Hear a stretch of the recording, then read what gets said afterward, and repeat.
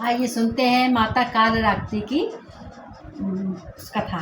कथा को सुनेंगे। प्रारंभ कैसे होगा देखिए। घंटा ध्वनि शंखनाद बजाकर और जय माता दी, जय माँ कालरात्रि माता की जय हो।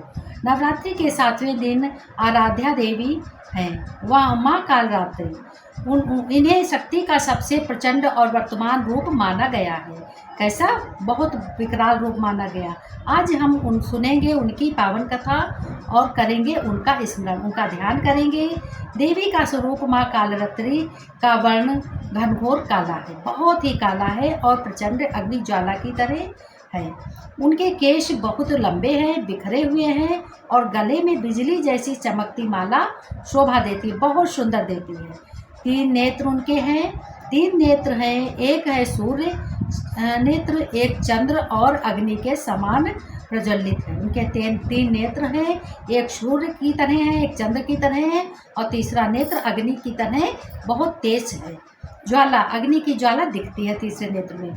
उनकी सांसों से अग्नि निकलती है, उनकी सांसों से अग्नि निकलती है और उनका रूप देखकर ही असुर बहुत डर जाते हैं, बहुत डर जाते हैं, भयभीत हो जाते हैं और वो कांपने लगते हैं। माँ के 4 हाथ हैं। अब उनके 4 हाथ हैं। दाहिने हाथ में वर मुद्रा और अभय मुद्रा है और बाएं हाथ में लोहे का खड्ग और कांटा है और वे गधे पर आरूढ़ होकर सवार होकर भक्तों का कल्याण करती हैं। कल्याण के लिए भक्तों के निकली हैं, भक्तों का कल्याण करेंगी वो। कथा का प्रारंभ ऐसे होता है, ध्यान से सुनिए। माता जी का रूप धारण कीजिए, उसमें अपने मन में रखें कि हाँ माता का स्वरूप देखें। देखते हुए कथा प्रारंभ हो रही है और कथा को ध्यान से सुने, कथा का आनंद लें। एक समय दैत्यराज शुंभ और निशुंभ रक्त बीज जैसे असुरों का अत्याचार बढ़ गया। बहुत ही असुरों का, दैत्यों का अत्याचार जब बढ़ गया तो उन्होंने देवताओं को पराजित कर स्वर्गलोक पर अधिकार कर लिया। असुरों ने देवताओं को हराकर और स्वर्गलोक में अधिकार असुरों ने कर लिया। सभी देवता भयभीत होकर माँ दुर्गा की शरण में पहुँचे। वो इतना डर गए, वो बहुत डर गए और डर करके वो माँ दुर्गा की शरण में पहुँच गए। माँ ने असुरों का नाश करने के लिए अपना क्रोध रूपी रूप धारण किया। माँ ने असुरों का नाश करने के लिए अपना बहुत क्रोध रूप धारण किया, काला रूप धारण किया और बहुत ही जीभ काट के और बिल्कुल काला रूप, क्रोध की तरह उन्हें बहुत क्रोध आया, ऐसा रूप बना लिया। वह रूप था माँ कालरात्रि का, जो बिल्कुल काली थी। वहाँ उनके प्रकट होते ही चारों दिशाओं में घोर अंधकार छा गया, बहुत अंधकार छा गया, बहुत कुछ भी दिखाई नहीं दे रहा था माँ के सिवाय।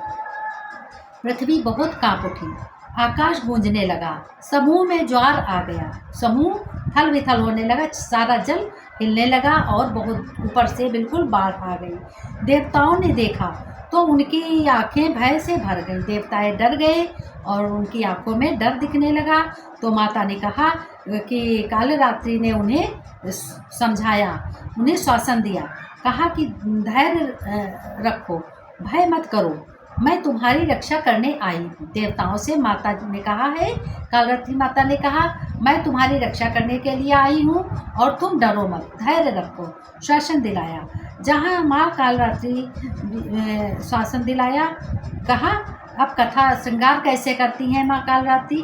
माँ कालरात्रि ने रणभूमि में प्रवेश किया, यानी युद्ध क्षेत्र में प्रवेश किया। उनकी गर्जना से असुरों की सेना थर थर काँपने लगी। उनकी गर्जना से असुरों की सेना बहुत थर थर काँपने लगी और काँपते काँपते वो बहुत असुरों की सेना काँपने लगी। वहाँ अग्नि और बिजली की धाराएं उत्पन्न होगी। वहाँ जहाँ जहाँ माँ बढ़ती गई वहाँ अग्नि की तरह धाराएं उत्पन्न हो गई और बिजली भी तड़कने लगी, बहुत तेज से तड़कने लगी। तो रक्त बीज नामक असुर शक्ति अद्भुत थी। उनकी एक बूंद रक्त गिरते ही उतने ही असुर उत्पन्न हो जाते थे। देवता घबरा उठे, इसको कैसे रोका जाए। देवता बहुत ही घबरा उठे और कहने लगे इसको कैसे रोका जाए।